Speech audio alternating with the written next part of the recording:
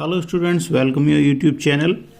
तो आज की वीडियो में है हम क्लास 10 से 11.1 से क्वेश्चन नंबर 2 को कर रहे हैं। तो क्वेश्चन नंबर 2 क्या कह रहा है हमसे, 4 सेंटीमीटर, 5 सेंटीमीटर और 6 सेंटीमीटर भुजाओं वाले एक त्रिभुज की रचना कीजिए। तो सबसे पहले हमें क्या करना है, एक हमें जो मेजरमेंट दी हुई है इन तीनों साइडों से लेके एक ट्राइंगल ड्रॉ कर लेना है। फिर हमें दिया हुआ है तो इसके समरूप एक अन्य त्रिभुज की रचना कीजिए जिसकी भुजाएं दिए हुए त्रिभुज की संगत भुजा की 2/3 भुजाएं हों। ठीक है ना, तो क्या हो, 2/3 भुजा हो, यानी 2/3 गुनी हो। ठीक है ना। तो सबसे पहले मैं आपको बता देता हूं हमें क्या करना है, एक रफ डायग्राम ड्रॉ कर लेते हैं। तो रफ डायग्राम कैसे ड्रॉ करेंगे, हम अपने क्वेश्चन के अकॉर्डिंग एक रफ डायग्राम बना लेते हैं। माना कि एक हमारा जो त्रिभुज होगा वो कैसे बना लेना है, हमें जो इसकी मेजरमेंट दे रखी थी, क्या दी हुई थी, 4 5 6, यानी 4 हो गई, एक 5 हो गई और 6 हो गई। और हमें इस त्रिभुज के समरूप एक त्रिभुज जो बताना है वो इसकी भुजाओं के क्या होना चाहिए, 2/3 होना चाहिए। ठीक है ना, तो क्या होना चाहिए, इसका 2/3 होना चाहिए। अब अगर मैं 3 से अगर मैं 2 को डिवाइड करता हूं तो ये आपका आंसर जो आएगा वो 1 से छोटा आएगा, यानी डेसिमल में आएगा। यानी कि ये जो त्रिभुज बनेगा वो इससे क्या होगा, इस त्रिभुज से छोटा त्रिभुज बनेगा, इसका समरूप त्रिभुज। ठीक है ना, आइए देखते हैं कैसे बनाएंगे। तो सबसे पहले जो हमें रेशो जो दी हुई है इसके अकॉर्डिंग एक हम जो आपको मेजरमेंट दे रखी है एक ट्राइंगल बना लेते हैं। तो सबसे पहले क्या करेंगे, जैसे कि आपको दिया हुआ है, आपको 6 सेंटीमीटर दी हुई है। ठीक है ना, ट्राइंगल में क्या है, 6 सेंटीमीटर दी हुई है। तो एक बेस ले लेते हैं, हम बेस लाइन खींचेंगे क्या, 6 सेंटीमीटर के लिए। तो देखिए एक बेस लाइन में यहां से ड्रॉ कर लेता हूं 6 सेंटीमीटर। ठीक है ना, तो यहां पे हम थोड़ा सा डार्क कर लेंगे कि आपको पता चले कि ये लाइन कहां से कहां तक की हमने ड्रॉ की है। ये हो गई आपकी 6 सेंटीमीटर, एक हमने बेस लाइन खींच ली। अब हमें क्या करना है, अब यहां से देखिए 4 सेंटीमीटर लेनी है और यहां से क्या है 5 सेंटीमीटर लेनी हो। अगर हम फ्री हैंड, अगर यहां से मैं 4 सेंटीमीटर अगर ऐसे ड्रॉ कर दूं, ठीक है, 5 सेंटीमीटर इधर से ड्रॉ कर दूं, 4 सेंटीमीटर ऐसे ड्रॉ कर दूं, ऐसा नहीं करते हैं। ठीक है ना, तो इसके लिए हमें क्या करना होता है, हमें कंपास के अंदर डिस्टेंस लेना होगा। तो सबसे पहले क्या था, अगर मैं इस साइड के लिए बना रहा हूं तो मैंने जैसा कि आपने रफ डायग्राम में बताया है, तो हम क्या करेंगे 5 सेंटीमीटर का एक आर्क लगाएंगे। तो देखिए मैंने यहां से डिस्टेंस लिया है 5 सेंटीमीटर, यहां पर पॉइंट लिया है और इसे मैं यहां तक इसे मिला दूंगा। ठीक है ना, तो इस टाइप से हम इसे कर लेंगे।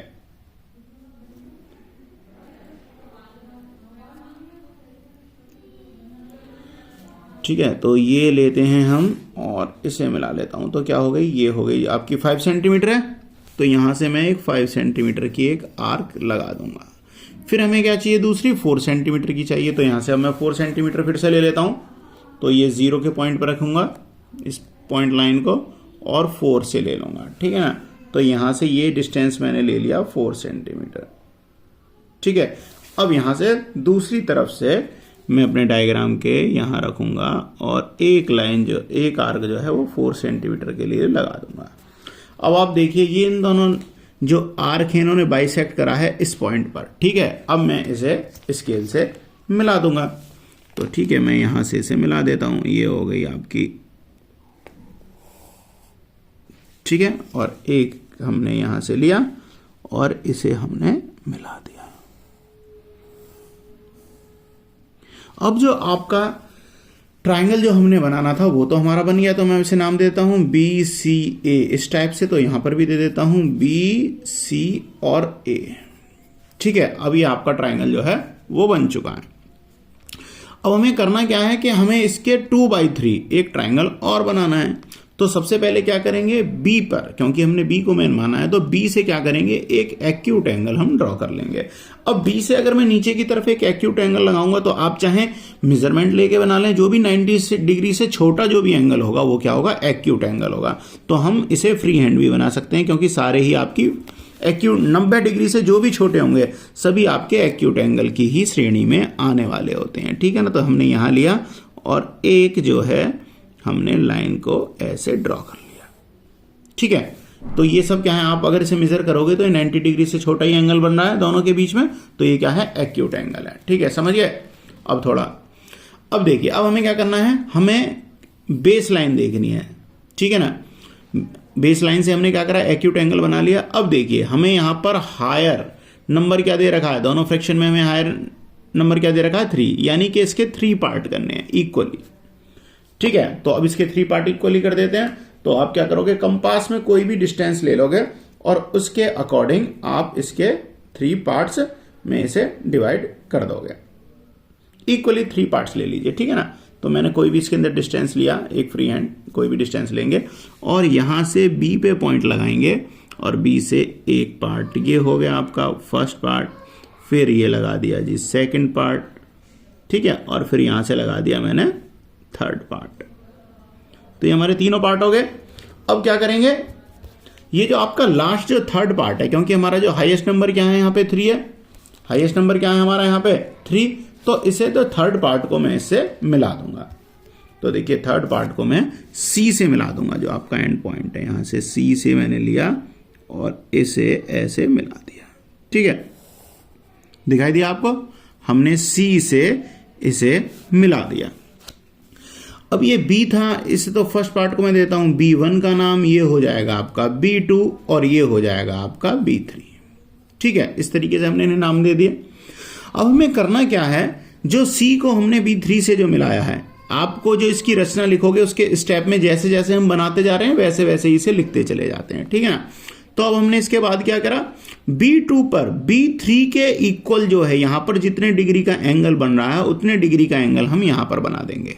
ठीक है, तो देखिए कैसे बनाएंगे। तो सबसे पहले क्या करना है हमें, एंगल क्या होता है, दोनों लाइनों के बीच का जो डिस्टेंस जो होता है, जितने डिग्री पर ये दोनों आकर मिलती है इसे क्या बोलते हैं, एंगल बोलते हैं।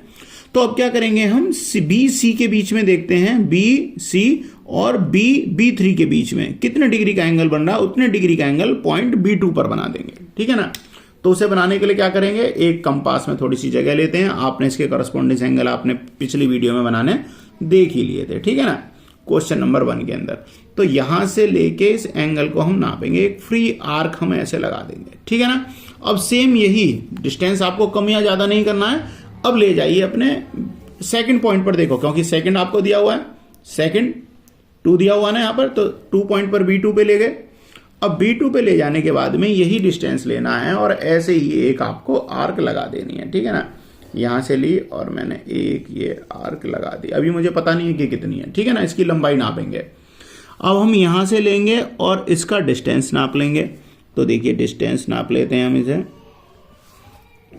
देखा डिस्टेंस नाप लिया। तो सेम यही डिस्टेंस लेके अब हम यहां से एक आर्क लगा देंगे। ठीक है ना, एक आर्क लगा दिया हमने। अब इस आर्क को हम इससे मिला देंगे यहां से। तो ये रहा आपका पॉइंट और इससे मिलते हुए मैं इसे थोड़ा सा पॉइंट को हाईलाइट कर लेता हूं, डार्क कर लेता हूं। यहां से मैंने लिया और इसे मिलते हुए ये मैंने मिला दिया।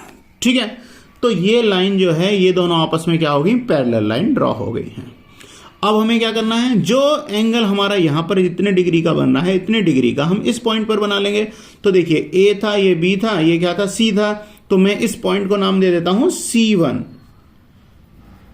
ठीक है ना, मैंने इस नाम को दे दिया C1 या C'। ठीक है, अब यहां पर C' पॉइंट पे मुझे इतने डिग्री का एंगल, जैसे इसके करस्पॉन्डिंग एंगल हमने बनाया था ऐसे ही यहां पर बना देंगे। तो इसके लिए भी सेम वही काम करेंगे जो हमने B3 पर किया। एक कंपास में लेंगे और एक आर्क ऐसे लगा देंगे। ठीक है, और सेम इसी तरीके से आर्क यहां लगा दी। अब इन दोनों को हम नाप लेंगे कि इसकी चाप की इसकी लंबाई क्या है। तो इसकी लंबाई क्या है, यहां से हम देखते हैं ये थोड़ी ज्यादा है, मैं इसे थोड़ा कम कर लेता हूं। ये आ गई आपकी चाप की लंबाई, हमने नाप लिया इसे। ठीक है, अब इतनी चाप को मैं काट के इसमें से कट मार लूंगा। ठीक है ना, यहां पर पॉइंट पे लूंगा इस पॉइंट से और मैंने क्या करा, इस पे कट लगा लिया। अब इस कट के साथ मैं इसे स्केल से मिला दूंगा। थोड़ा हाईलाइट कर लेता हूं इस वाले पॉइंट को इस टाइप से। ठीक है, अब क्या करेंगे, यहां से लेंगे और इसे इसके साथ ऐसे मिला देंगे।